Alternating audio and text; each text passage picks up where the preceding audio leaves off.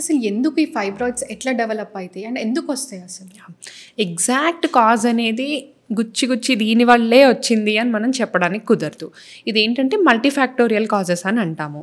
ఏమేమి రీజన్స్ ఉండొచ్చు అని అంటే, సింపుల్గా చెప్పాలంటే హార్మోన్స్ ఇబ్బంది వల్ల ఈ ఫైబ్రాయిడ్స్ అనేవి డెవలప్ అవుతాయి.